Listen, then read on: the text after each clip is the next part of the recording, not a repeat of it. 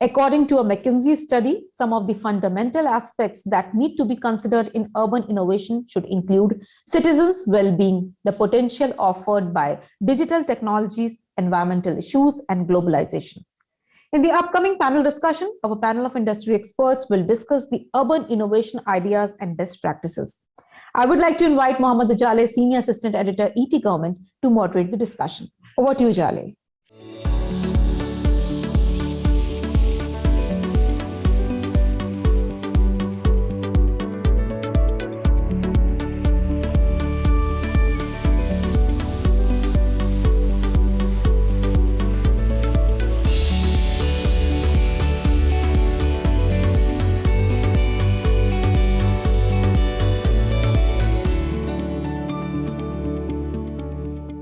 Hello and very warm welcome to ETGovernment Urban Innovation Summit.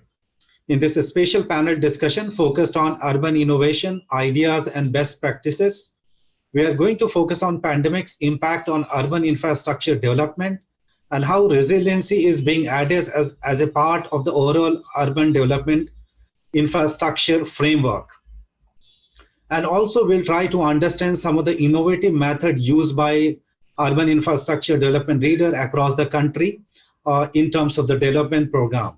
To lead the discussion today, I'm joined by Mr. Unhale, Joint Commissioner at Directorate of Municipal Administration, Government of Maharashtra, Mr. Pawan Arora, Commissioner, Rajasthan Housing Board, Government of Rajasthan, Dr. Sanjay Kolte, Chief Executive Officer, Pune Smart City Development Corporation Limited, Mr. Anshul Gupta, Ujjain Municipal Corporation, CEO and Executive Director, Ujjain Smart City Limited. Mr. D.K. Das, Executive Vice President and Head Government Businesses at Axis Bank, and Mr. Rajiv Desai, Head Sales and Strategic Engagement, Product and Solution at Tata Communication IoT. Gentlemen, thank you for joining us today. And let me begin with Pawan Arora ji. Mr. Arora, what we have observed during the pandemic that most of the sector actually face some level of challenges. And it was by and large same for people who is managing urban development, urban infrastructure. What is your general assessment of the pandemic impact on urban infrastructure development?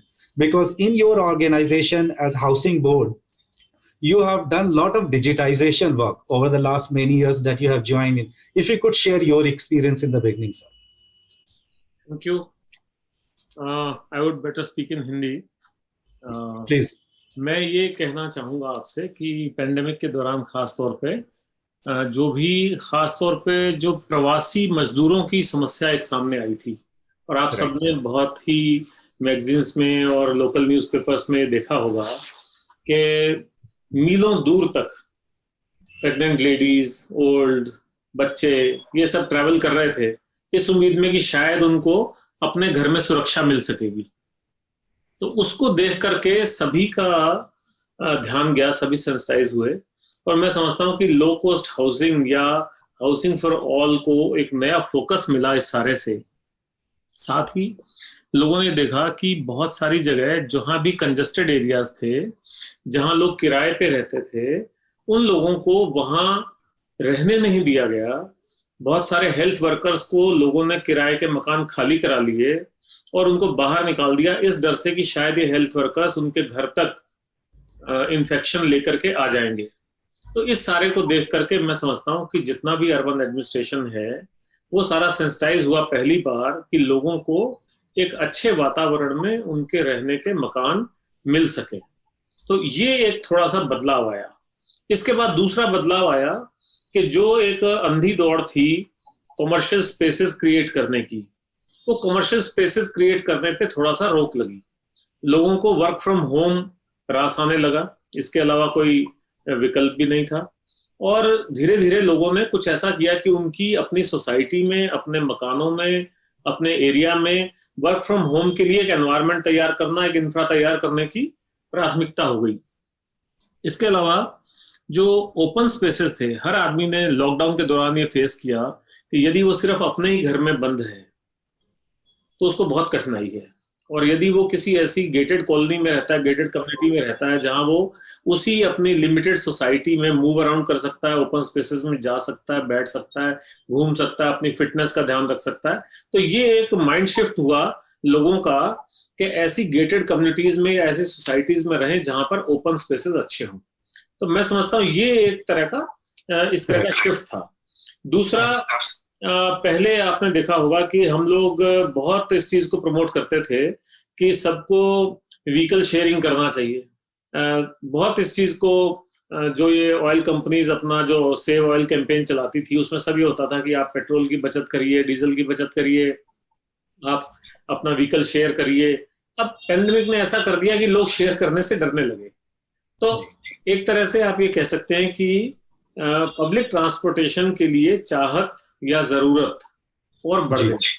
तो जहां पहले public transport जो है वो थोड़ा सा पीछे चला गया था, तो वो वापस फोकस में आ गया, तो पब्लिक ट्रांसपोर्ट फोकस में आ गया। इसके अलावा लोगों ने ये भी देखा कि पोल्यूशन आपका जो पेंडेमिक के दौरान जो आपका इन्फेक्शन है या और चीजें हैं, दिल्ली या ऐसे बड़े जो मेट्रोपॉलिटन सिटीज हैं, उनमें यदि पोल्यूशन बहुत है तो पोल्यूशन से भी ये कॉम्प्लिकेशंस बढ़ती हैं। तो उसको लेकर के हम ई व्हीकल्स की तरफ आए। ई व्हीकल कहिए, सीएनजी कहिए।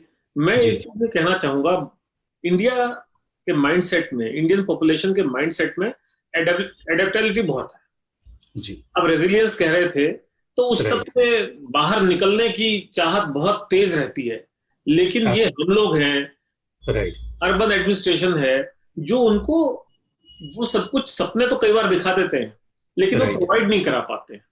हमने लोगों से कहा कि आप पब्लिक ट्रांसपोर्ट यूज करिए, तो लोग बिल्कुल तैयार हो गए इसके लिए। आप मेट्रो जहां कहीं भी है आप देखिए, मेट्रो में भीड़ लगी हुई है, लेकिन मेट्रो रूट्स का एक्सपांशन हम नहीं कर पाए, चाहे वो हमारे फाइनेंसेस का इशू हो, चाहे बजटरी प्रोविजंस का इशू हो। लेकिन लोगों में चाहत है मेट्रो यूज करने की या बीआरटीएस यूज करने की, लेकिन हम उनको ऐसा सिस्टम या उतना एक्सपांडेड सिस्टम नहीं दे पाए। मेट्रो एक बार अगर कहीं बन गया तो वो कई सालों तक उसका एक्सपांशन ही नहीं हो पाता। फिर हमने लोगों से कहा कि आप पर्यावरण का ध्यान रखिए, एनवायरनमेंट का ध्यान रखिए। तो ध्यान रखने में क्या करिए, सीएनजी करिए। तो सीएनजी के लिए लोग अपने व्हीकल्स में किट लगाने को तैयार हो गए, किट की दुकानों पे लाइनें लगने लगी और उनका नंबर नहीं आया, लेकिन सीएनजी पेट्रोल पंप्स पे सीएनजी की सप्लाई नहीं। फिर हम कहते हैं कि ई व्हीकल्स को आप अपनाइए। तो ई व्हीकल का अभी भी हम जूझ रहे हैं इस चीज से कि उसकी बैटरी की कैपेसिटी कितनी है, हम मैक्सिमम कितना ट्रेवल कर सकते हैं, बैटरी रिप्लेसमेंट कैसे होगी, बैटरी की कीमत कितनी है। तो मैं कहना चाहता हूं कि अर्बन इंडिया का माइंडसेट बहुत ही बढ़िया है। वो सारे आपके अर्बन इनोवेशंस और जो भी आपकी सो कॉल्ड अच्छाइयां हैं, वो सबको अडेप्ट करना चाहते हैं, लेकिन हम उनको प्रोवाइड नहीं कर पा रहे। तो मैं एक यहाँ से अपनी बात शुरू करूं। Absolutely, I'll come back to you, Mr. Arora. Now I'll go to Dr. Sanjay Kolte. Dr. Sanjay Kolte, what is your general assessment, just your beginning remarks in terms of the pandemic impact on urban infrastructure development? And I would like to understand this impact from project point of view, also from financing point of view. If you could share light based on your experience. Due to the pandemic, actually, the impact was greatly felt on the financial side, I would say. There was a shortfall in the finance or the liquidity, which was available for the developers or the agencies which were engaged in development of infrastructure. That was the first thing. And secondly, as Mr. Arora was mentioning, labor was another major issue which we encountered in Pune also, in the first wave of pandemic especially. However, as the days passed on, in the second and third month again, the efforts were made to normalize the situation, and efforts were made to again make arrangement for the labor so that they could stay at the sites or the work sites and then continue their working. The infrastructure providers or the developers were required to make necessary arrangements for the workers. And so all these mitigation measures were later on taken to reduce this impact.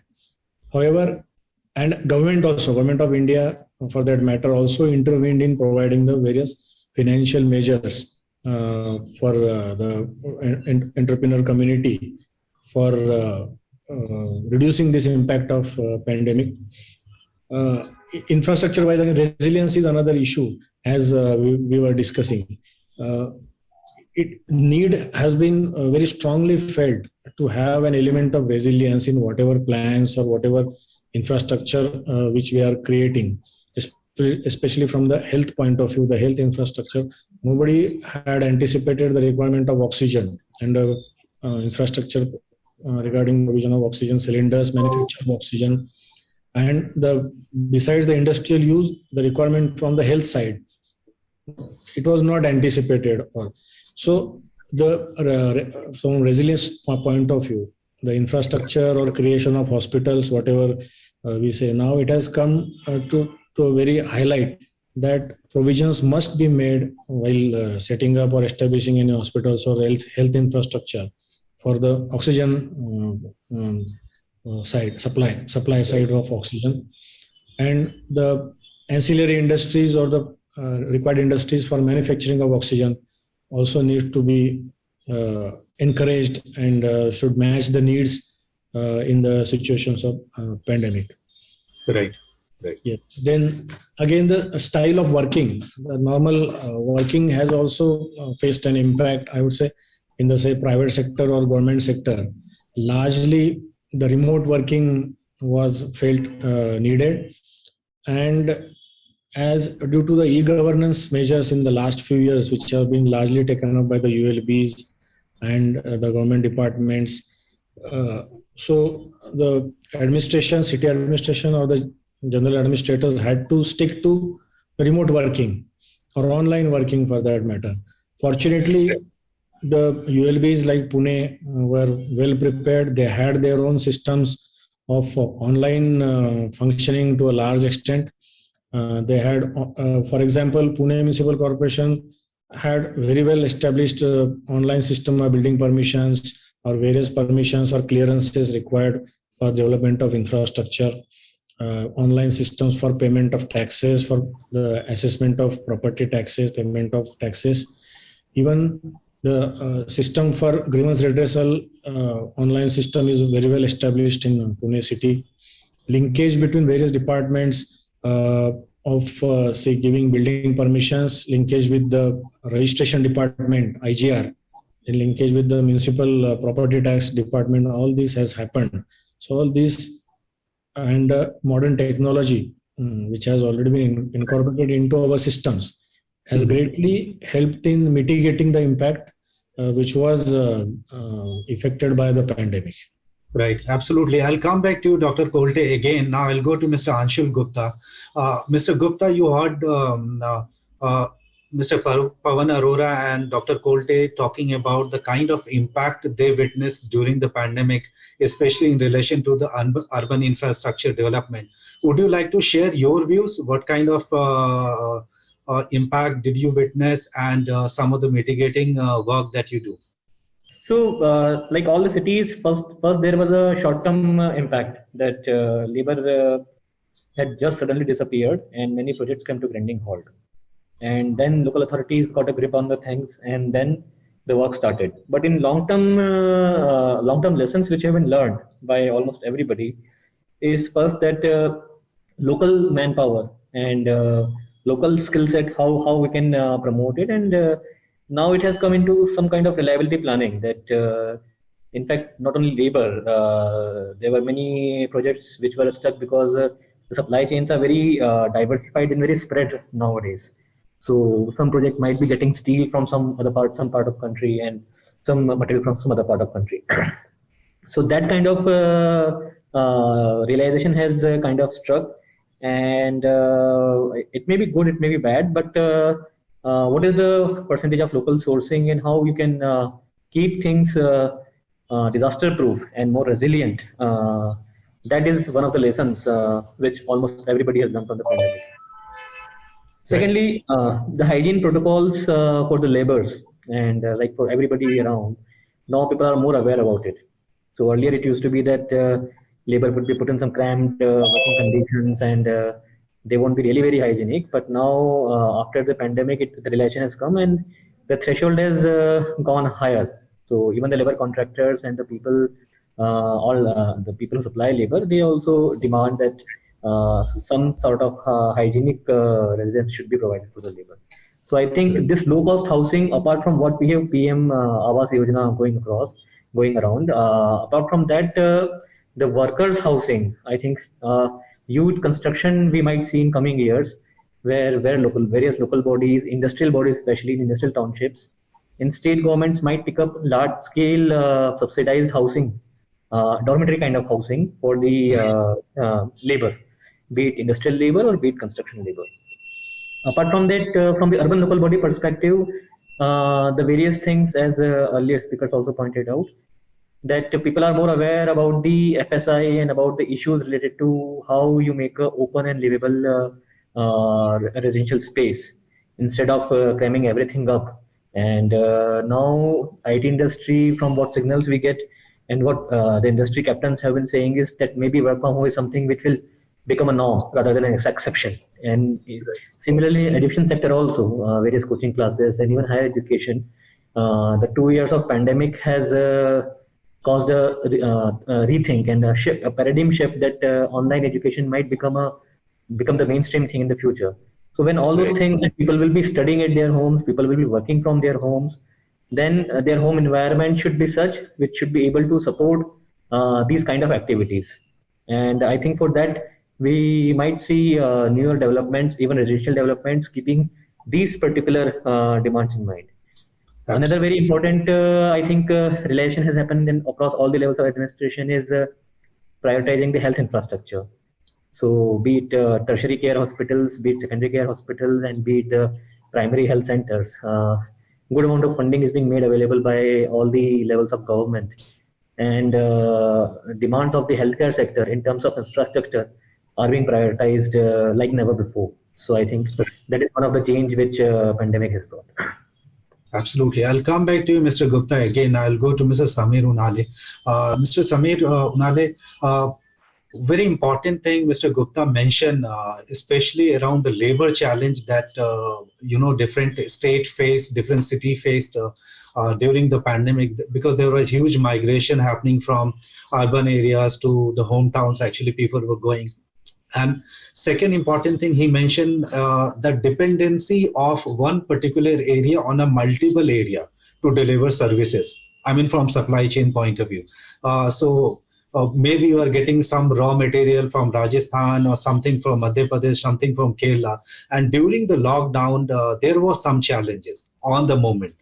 So would you like to share, based on your experience, what kind of impact did you witness, and how you were able to mitigate some of them? Yeah, first of all, thank you very much for this opportunity of interaction. I think the pandemic was a once in a lifetime event that our generation faced. And I think when you think of impact on urban infrastructure, we have to look at the conceptualization level, the execution level, the construction level, the operation and the maintenance of the urban infrastructure project. So I think the impact, when you think of impact of pandemic, essentially from the lockdown period and non-lockdown periods. So I think in those two different categories, the implications turn up differently, and I think there are lots of lessons to learn. First of all, what otherwise we called as the soft infrastructure of health and education was not considered part of urban infrastructure per se. But I think the pandemic made it aware that even these, like health and education, are also a very integral part of urban infrastructure. And I think that was one of the most important lessons that I think we all should learn. Secondly, I felt that risk management as such is not really a integral part of our project conceptualization. And I think risk management needs to be made a part of the conceptualization as well as the construction execution. And this, I believe, is another lesson or impact that this pandemic had on the lessons of urban infrastructure. Thirdly, from the finance point, which I felt was that the new normal and the impact on the commercial properties that the city is there, and which in fact is the bread and butter of city finance, because residential properties are what they are, and the net income that one gets from the smaller residential properties is a bit limited. And the water charges or the property charges from commercial properties are a very important proportion of the tax income of any municipal government. And I think if the new normal is what it is being as discussed, or this great resignation era, or work from home, or from working from smaller places. I think the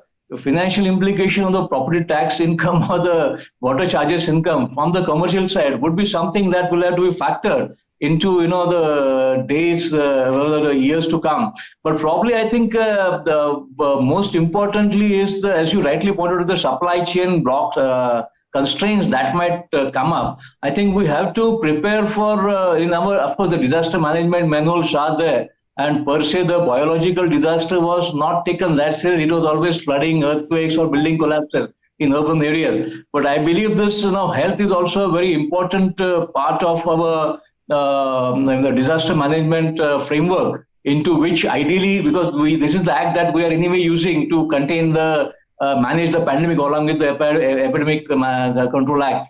So I believe I think there's another point I feel that should be now thought over, that the levels of government and most importantly the time response that we generate is something which is very, very different from what we are used to, very honestly, what we might be doing for the last 2-3 decades, and what we faced in last with the initial phases, at least when I was working at the city level, that the speed of execution administration is something that you have to be at maybe 10 times what you did otherwise. And that does creates lots of impact on the way the processes, the structures, the reporting mechanism, the usual decision-making processes regarding managing pandemic or even managing urban infrastructure for that has to be taken in a different learning altogether. And I hope we learn the lessons and document it and remember it. Now I'll move to Mr. D.K. Das, Executive Vice President and Head of Government Businesses at Axis Bank. Sir, I would like to understand from you, as you heard different speakers speaking about their assessment of impact of COVID-19 on urban infrastructure development. Would you like to share your views as to how you look at the pandemic impact on urban infrastructure vis-a-vis banking? Well, so thank you, Mohammed, and the team of ETGovernment for inviting me to the summit and to be a part of this August panel. So to answer your question, one of the couple of things stands out. Did the pandemic have an effect on urban infrastructure? Well, certainly it did during the first phase of the pandemic. Then things started getting better. Then the second wave of pandemic, I think people got used to it in terms of how the development work started speeding up. And then the third one, I don't think mattered as much as what we felt in the first part of the pandemic. So in terms of the financing, in terms of the banking side of it, one of the things that also happened during the pandemic time was,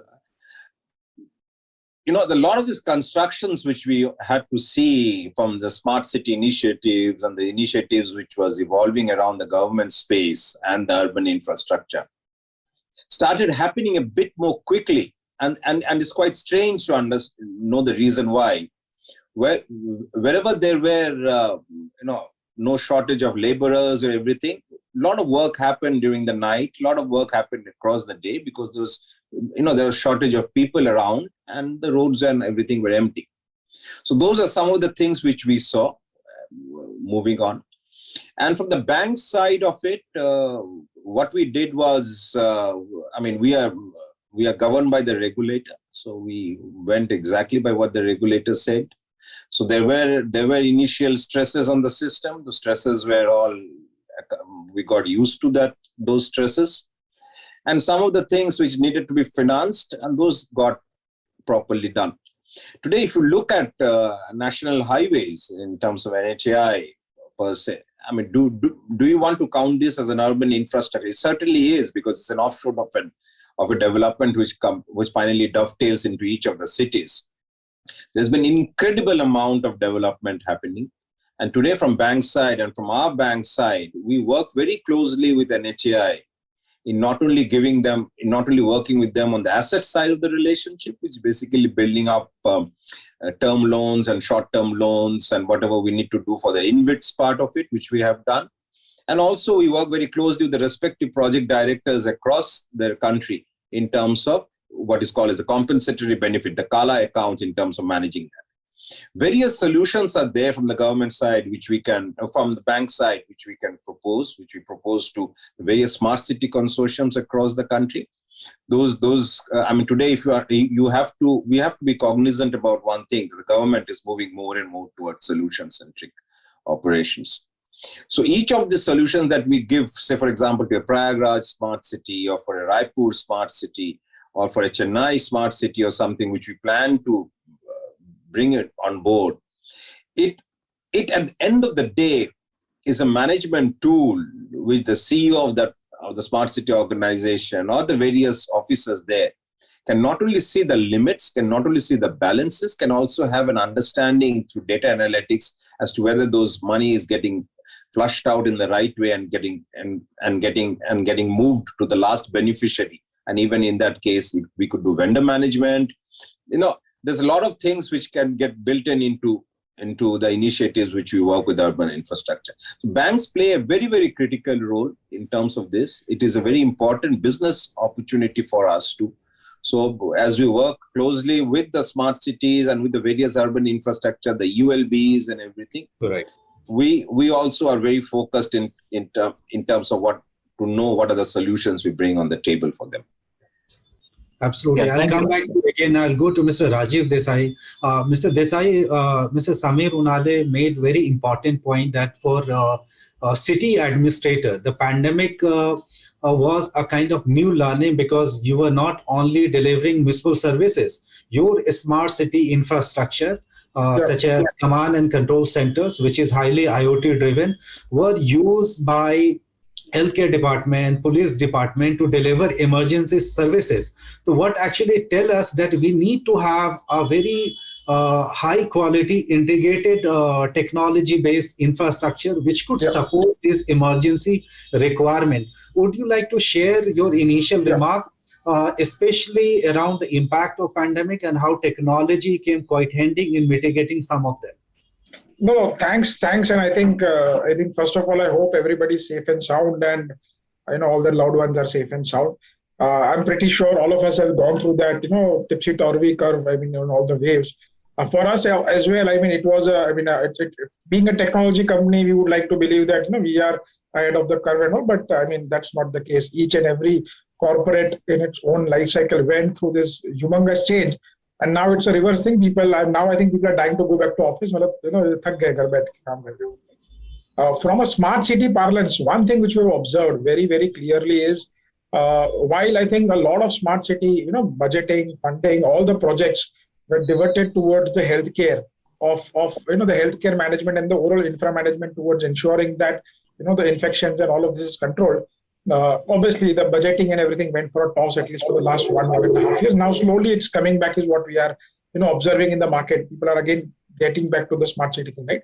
I'd like to take one very simple, one or two very, very simple examples which we actually came across, right? And some of the asks that actually we came across in terms of how technology can help towards, urban infrastructure management or something to do with basic healthcare management, right? So while we were working, and I think we all know what, the oxygen shortages which we had, and there was a project which was run by the central government, I am pretty sure, along with state government, when they wanted to track and trace each and every oxygen cylinder, which actually was, was supposed to be distributed into hospitals or supposed to be distributed in particular districts, and actually trace in terms of how the usability has been there, how and who is, where those cylinders are, and accordingly link it back to your health infrastructure to understand where the beds are and all, right? And I think that's something which actually came in last year. That in itself, in a country like India, it's a huge scale innovation which actually came in. And I'm pretty sure, we also participated in a few of the elements of it in terms of tracking and tracing, but it was a huge project. So I definitely see a revolution as far as health infrastructure goes, in terms of how do you track each and every available, asset that you have in the health infrastructure. How do you ensure it reaches the right person at the right time? The second thing which we are observing, and we believe that as urban developers and as smart city CEOs and all, I think that, apart from smart lighting solutions, the basic smart metering solutions and all, which typically is the smart city route of, getting into smartification. Smart waste management is a very big problem. And Something which we have also been working with, we have been talking with municipalities in other countries as well, right? And that problem is still there. I mean, how do you manage the waste? I mean, in a country like ours, where traditionally we are not habitual towards bifurcating our waste, but at the same time we need to ensure that we don't make it. I mean, it should be done in a way there you not only generate a certain revenue model for yourself as smart cities or as urban commissioners, but at the same time, how do you ensure you don't pollute the environment, right? And at the same time, you instill behavior into your end consumers who are putting everything into a single box. So these two elements is what at least we believe is the next wave that could come in terms of how do you improve the lives of people living in urban areas or rural area. I mean, waste management has been a big ticket item. We have tried solving it in various manners, but I don't see that there is one concrete solution which sort of tells us. But again, this is where at least we believe that things will start coming in. And obviously, smart cities we are seeing back in action. And I think yesterday's budget is supposed to go by anything. Again, a lot of money being associated with providing water meters, ensuring that we automate the entire thing, reduce leakages, and at the same time provide better services. So that's where I would like to tell that these three elements is where we believe action would happen. Absolutely. I'll come back to you again, Mr. Desai. Now I'll go to Pawan Arora ji. Pawan Arora ji, दो चीजें जैसे doctor Sanjay Kolte ने शुरू में कहा कि resiliency में जो अर्बन सिटीज हैं या अर्बन एरियाज हैं वहां पे it's not only about the municipal corporation offering their own services कि वो क्या ऑफर करते हैं, उसमें अब एजुकेशन भी इन्वॉल्व हो गया जो कि आपके रेजिलियंसी का पार्ट है। आपके हॉस्पिटल्स किस तरह की आप जो है हेल्थ केयर की सर्विसेज दे रहे हैं वो आपके रेजिलियंसी का पार्ट हो गया। दूसरा, पैंडेमिक के समय में बहुत सारे जो अर्बन एरियाज हैं वहां पे हमने नोटिस किया कि जो प्रोजेक्ट थे, जो बहुत ही हार्डकोर सोशल प्रोजेक्ट थे, उन पे ही फोकस रहा। आप हो सकता है 4-5 प्रोजेक्ट पे काम कर रहे हो लेकिन अचानक ही आपकी जो फाइनेंसिंग है उस पे थोड़ा कंस्ट्रेंट आया और आपने फिर एक पर्टिकुलर प्रोजेक्ट को लेके काम करना स्टार्ट किया। तो मैं आपसे जानना चाहूंगा कि आप जो रेजिलियंसी वाला पार्ट है कि हमारा शहर जो है चाहे कोई भी अर्बन एरिया हो वो इतना रेजिलियंट हो कि कल को अगर कोविड-19 जैसी कोई पैंडेमिक आए या कोई भी एक आपदा आए या कोई भी इमरजेंसी सिचुएशन आए तो शहर जो है अपने आप से बेसिक सर्विसेज को कंटिन्यू रख सके। और उन बेसिक सर्विसेज में हेल्थ केयर पैरामाउंट है, एजुकेशन पैरामाउंट है और जो हमारी फूड सप्लाई है, लेबर मैनेजमेंट है। बिकॉज पैंडेमिक के दरम्यान में हमने ये भी नोटिस किया कि शहर से जो लोग गांव की तरफ वापस जा रहे थे, हमारे पास यही डेटा नहीं था कि जो बेसिकली लेबर कौन है, मतलब जिसको आप जो है कि किस तरह से आप कैटेगराइज करोगे। तो कहीं पे एक जगह पे हमारे पास इंडेक्सिंग नहीं थी उन लोगों की और कई बार जो है चैलेंज फेस करने को मिला। तो आपकी राय सर? देखिए, मैं इसमें कहूँगा कि जब रेजिलियंस की हम बात करते हैं तो मेरे ख्याल से ऑनलाइन सिस्टम्स को और ज्यादा डेवलप करना, आर्टिफिशियल इंटेलिजेंस को और ज्यादा डेवलप करना और उसको काम में लेना, मोबाइल ऐप्स को ज्यादा से ज्यादा, हर छोटी चीज के लिए मोबाइल ऐप को काम में लेना। जरूरी नहीं कि एक मोबाइल ऐप से ही आप सोचें कि सारे काम हम कर लेंगे। हर काम के लिए अलग अलग मोबाइल ऐप आप इस्तेमाल करते हैं तो उसके बड़े अच्छे रिजल्ट्स आते हैं। मैं आपको ये जो बात है, जो हेल्थ सेक्टर की बात है, चाहे वो ऑक्सीजन सिलेंडर अवेलेबल नहीं थे, चाहे वो हॉस्पिटल्स में किस हॉस्पिटल में कितने ऑक्सीजन बेड्स हैं और कितने oxygen bed on particular date at 8 AM in the morning available हैं, ये सारा डेटा ऑनलाइन अवेलेबल था यहाँ राजस्थान में। इस पे काफी वर्क किया था तो इससे लोगों को बड़ी आसानी थी जो पहले बहुत भटकते रहते थे कि ऑक्सीजन बेड चाहिए और उसके लिए कहाँ अप्रोच करें, और वो एक हॉस्पिटल से दूसरा हॉस्पिटल तक बेचारे घूमते थे और उस पेशेंट को लेके जाना भी बड़ा मुश्किल होता था। तो ऑनलाइन सोल्यूशन उसका निकाला गया। सभी हॉस्पिटल्स को एक कंपलसरी किया गया कि आप सुबह 8 बजे अपने अवेलेबल बेड्स का नंबर डालेंगे और वो सबको विजिबल होता था तो कोई भी वहां जा सकता था। ऐसे मैं अपने जो हाउसिंग सेक्टर है उसकी अगर बात करूँ आपको, तो जो मकान खरीदने के लिए लोगों को हम जो पहले बिडिंग करते थे या ऑक्शन करते थे, तो उसका हमने ऑनलाइन ऑक्शन और ऑनलाइन ई बिड सबमिशन का विकल्प लोगों को दिया, क्योंकि बहुत लोग हॉस्पिटल में होते थे, बहुत लोग अपने आइसोलेशन में थे, जो ऑफिसेज तक आ नहीं सकते थे। तो एक जो सिंपल क्लोज बिडिंग होती है, ई बिड सबमिशन में हमने उसका विकल्प निकाला और कोई भी व्यक्ति, और हमने उसका डेट एंड टाइम तय कर दिया, हर सोमवार को सुबह 10 बजे वो ई बिड सबमिशन स्टार्ट होता और हर वेडनेसडे को शाम 4 बजे ई बिड सबमिशन क्लोज होता। तो बहुत ही आसान हो गया सबके लिए कि कैसे उसको वो अपने हाउसेस को खरीद सकता है। इसी तरह से जैसे अभी हमने एक चौपाटी यहाँ पे बनाए हैं 2, जो फूड कोर्ट कह सकते हैं आप, तो वहां जाने के लिए लोगों को लाइन में नहीं लगना पड़े, ह्यूमन इंटरफेस नहीं हो, तो वो अपना बुक माई चौपाटी नाम से एक ऐप हमने बनाया है, उसमें अपना बुक करके वो उसमें जा सकते हैं। ऐसे ही और सारे उनको जितने हम ऑनलाइन सॉल्यूशंस देंगे हर चीज के, उतना ही ये आसान होगा कि सिस्टम जो है फिजिकल उन पे डिपेंडेंट नहीं होगा, बल्कि एक पैरेलल सिस्टम ऑनलाइन का क्रिएट हो जाएगा।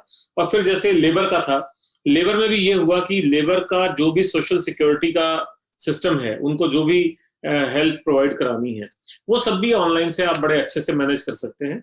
एक हमने नया प्रयोग अभी और किया है, ये जो खासतौर पे प्रॉब्लम आई थी जो सभी ने फेस करी, कि जो प्रवासी मजदूर थे ये बेचारे अपना घर नहीं होने की वजह से इधर उधर जाते रहे, तो उनके लिए हमने पूरे स्टेट में एक सर्वे, हाउसिंग सर्वे लॉन्च किया है, उसकी एक मोबाइल ऐप बनाई है।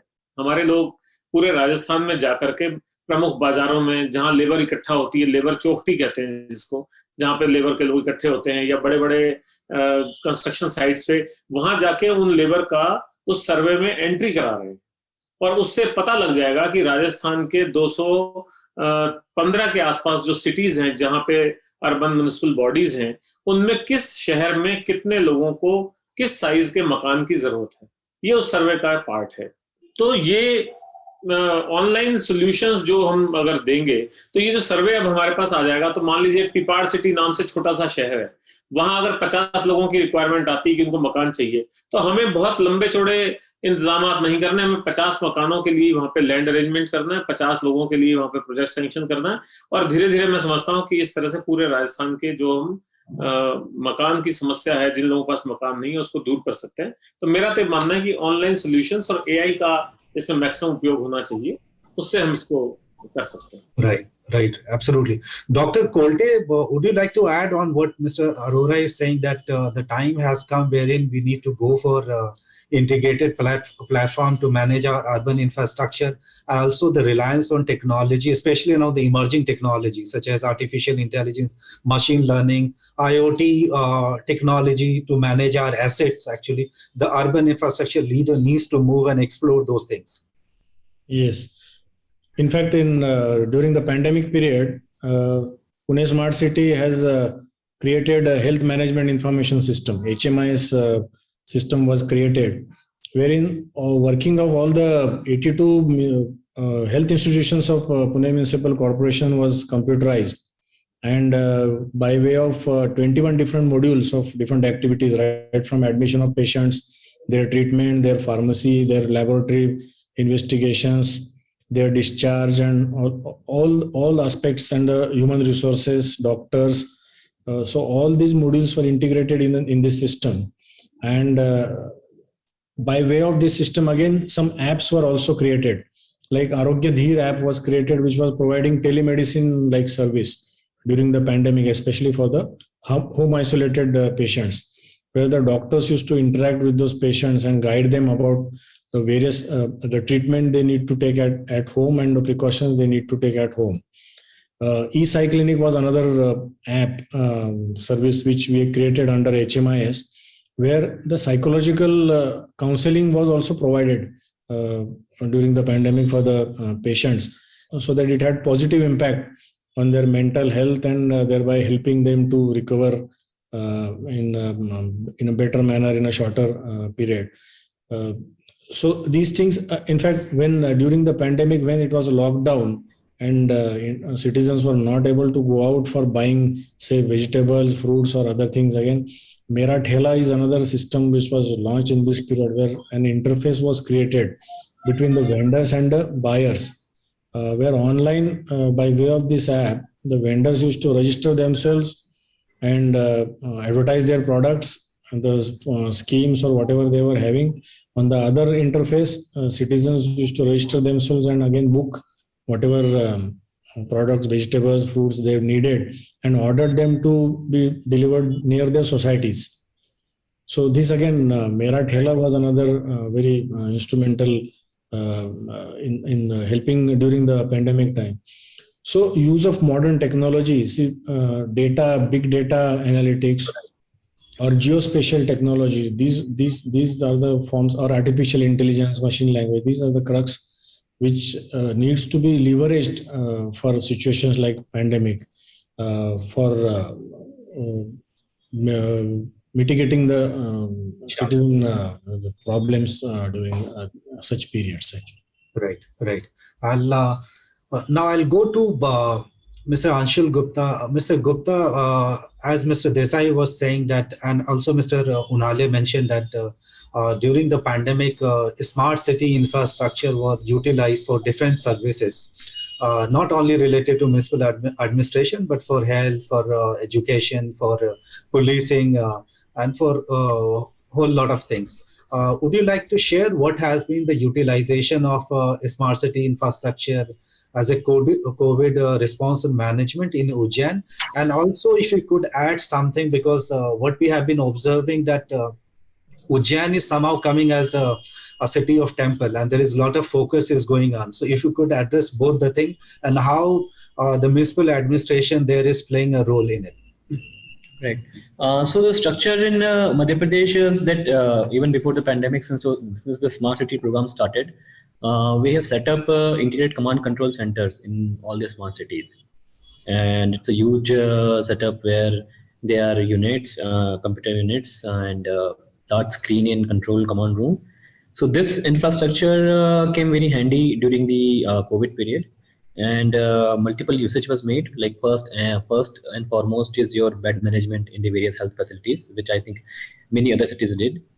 Vaccination, for the vaccination purpose, apart from the app made by the government of India and the state government, this command control center helped us in tracking and calling people. So once somebody was tested, details of that person entered our system, and after testing, informing him or her about the test results. And if the result is positive, providing the medical kit and ensuring that the person follows quarantine. And similarly for the vaccination, even till now, first dose, second dose, and now when the precaution dose is in vogue. So to ensure that these people, everybody in the database gets vaccinated on right point of time. So that work, which would have been taken many man hours and many people earlier, it could be done by a smaller number of people in a centralized way, and it could be monitored. And this was made possible by the command and control centers, which were set up under the Smart City program. Apart from that, GPS tracking of the vehicles, and especially during the COVID, during the peak period, how to provide the services to the citizens, be it vegetables or be it the grocery, especially in the containment areas, and those kind of optimization of the routes of the vehicles, which were going for disinfection or which were going for announcement. So those kind of algorithms could be run on the systems developed by Smart City, and optimization of the resources and better deployment could be achieved. Apart from that, we have an integrated traffic management system in the city, where we have some 200 cameras across the city and screens set up on the traffic thoroughfares. So these screens have something which we call a variable message system. So this was very useful, and even right now we are using it for different kind of public communication. And during COVID, we used it to communicate to public about which roads are blocked, which roads can be used, and about the restrictions and the government guidelines, which kept on changing from time to time, about how many people can collect for a program or a function, and what are the permissible limits for various social interactions. Another important thing was that we had a smart class program under the Smart City mission, and we set up smart classes in 10 municipal schools. So during COVID, once again, this came very handy, and especially in the municipal schools, the students are from the not so disadvantaged background of the disadvantaged section of the society, so they could help. They could get help from this. As you talked about the second thing about the religious nature of the city, so yeah, Ujjain is known for the Mahakaleshwar and the Vikramaditya, And we have a lot of floating population compared to other cities. So ratio of the floating population in our resident population of a day is quite high. And we are taking up a very large scale transformation of the Mahakal Rudrasagar integrated development approach, which we're calling Mrida. So like what the nation has seen in Kashi, it's in fact I would dare say it's like 10 times bigger, not only in the spatial area but even in the scope from what has happened over there. So we are creating a space where we'll be able to hold around 1 lakh pilgrims at one point of time, and waterfront development, and we are creating a complete experience for the pilgrims come tourists. And the idea is that this project is not something where we are just spending money. This project has a very high positive ROI, because the kind of enhancement it will see in the pilgrim come tourist inflow in the city, and the number of hours or the time they spend in the city, which will increase significantly. And similarly, the amount of money which they spend in the city or put in the local economy will enhance. So this is something which not many smart cities would be doing, but this is where the smart city investment is enhancing the quality of life of the citizenry in a particular EBD area. But at the same time, it is doing investment in the city, which is increasing the economic potential of the city. Apart from that, under Amrit Mission, we are taking up the sewage network for the entire city, because we have Shipra River, and Sionst happens once every 12 years. Kumbh. It's called Sionst here, once every 12 years. So it's very important that no untreated raw water should go into the Holy River. So by convergence of Amrit and Pradhan Mantri Awas, we have been able to remove the slum dwellers from the Mrida area. So I think the infrastructure created under the Smart City Mission, be it Integrated Command Control Center or the various ICT applications, came very handy during COVID management. And even going forward, the investments made under the Smart City Mission will help us to enhance the economic potential of the city. Absolutely. Mr. Unhale, would you like to add, especially around the fact that the smart city infrastructure came quite handy during the pandemic?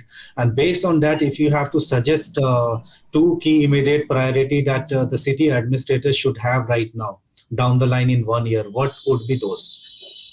I think, the concept of resilience is going to remain much bigger than, what we think it is, because it's going to be the core of the city operations.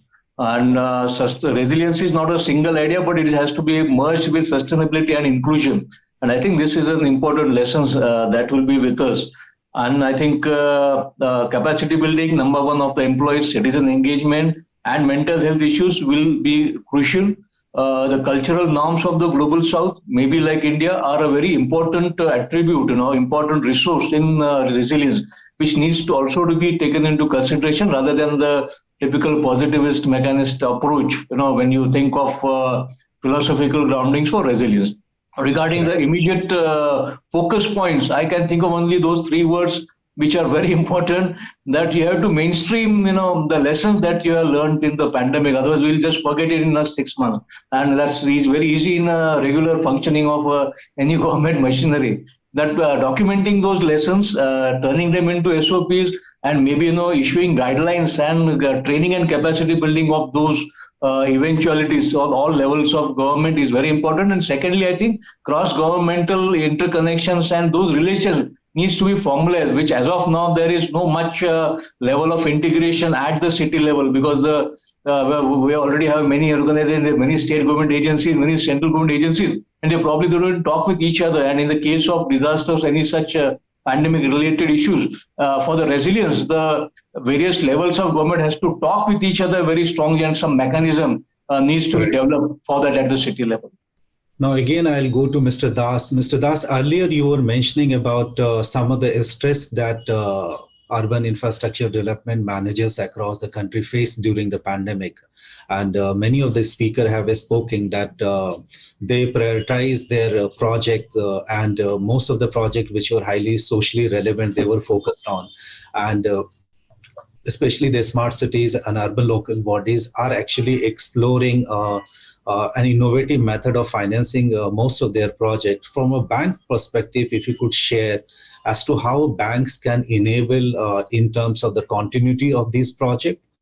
there are a lot of ways in doing that. And one is obviously, there are a lot of schemes which the banks sometimes necessary to participate in those schemes as a part of an engaged operations or engaged mode of talking with the government.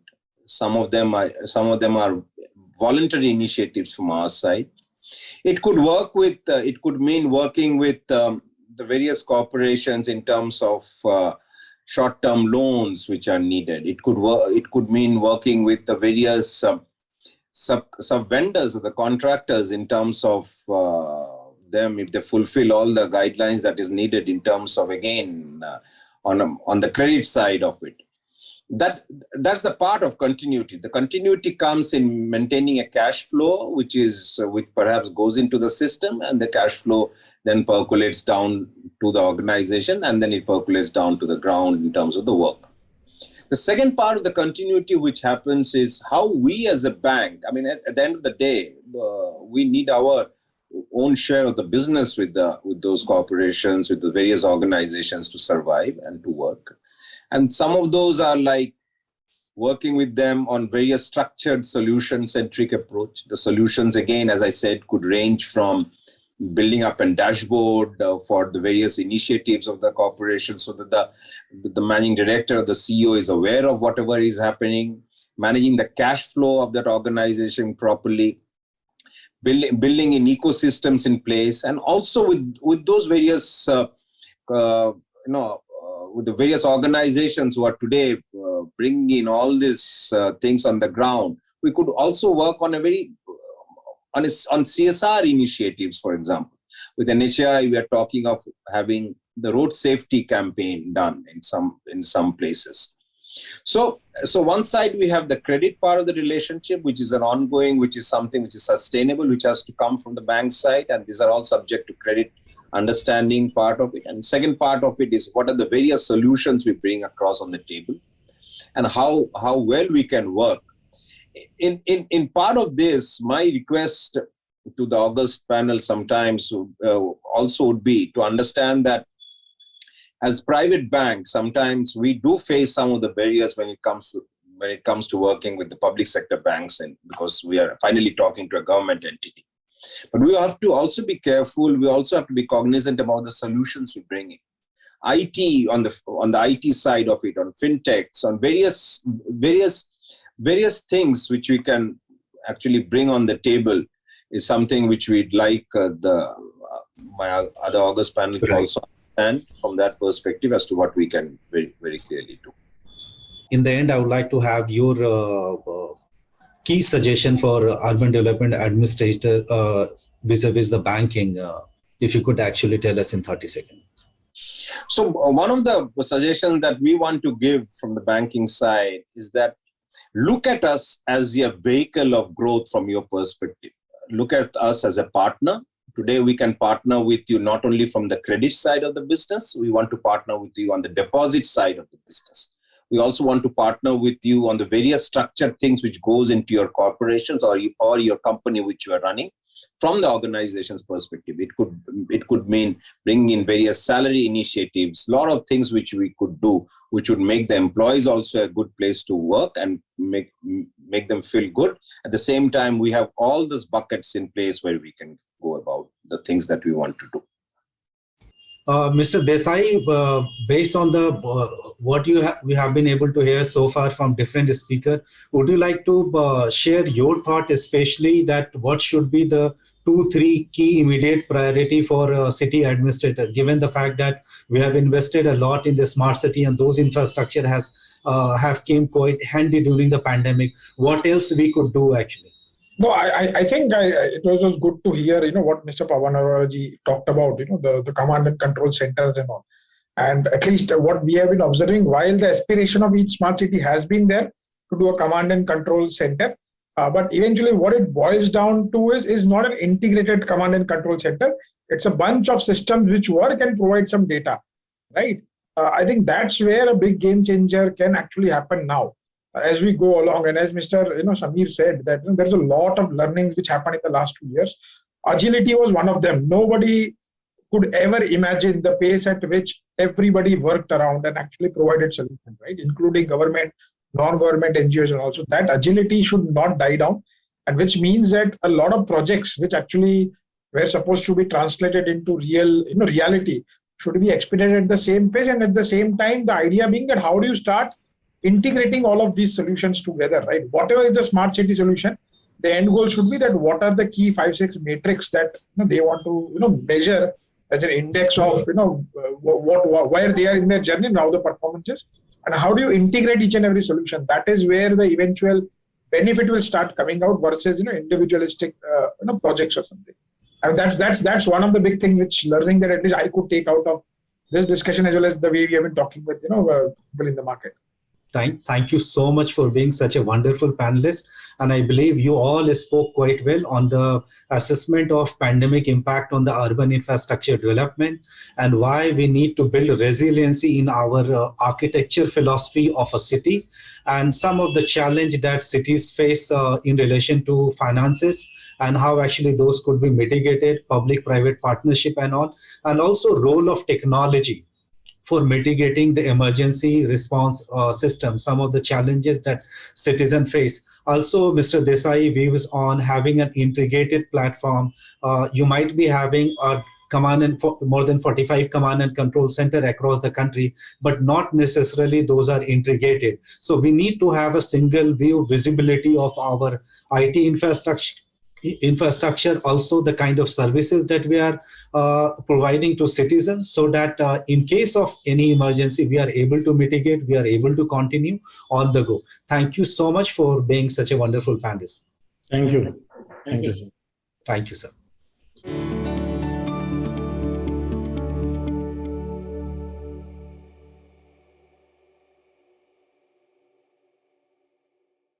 Thank you everyone for sharing the ideas and best practices. Certainly a lot to learn from these, and these ideas and best practices can be implemented for the development and the future growth.